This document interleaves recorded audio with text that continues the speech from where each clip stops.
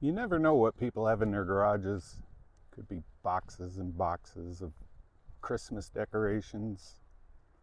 Could be old cars that don't run anymore. Could be a lot of things. What can be a normal looking house could contain something quite interesting. Now this house has something very interesting.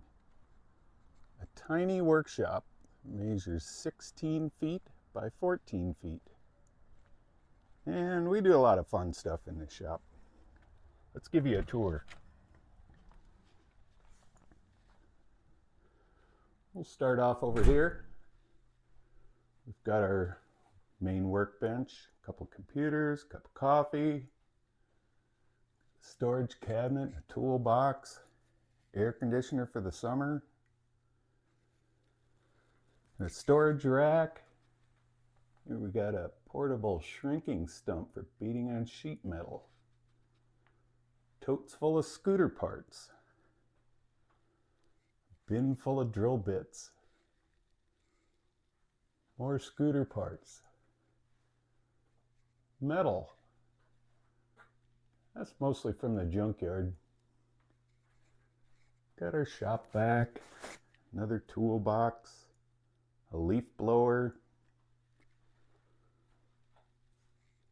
Got more shelving, more stuff. There's a little English wheel I got on Amazon.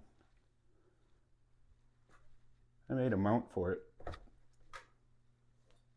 So it goes on the wall, flips out. A couple of Destaco clamps and it's solid. But in this room, there's kind of a 10,000-pound elephant. We've got a vertical machining center. CNC milling machine. We're set up with 3 vices, 24 tool changer. We've got a collection of tools and measuring equipment.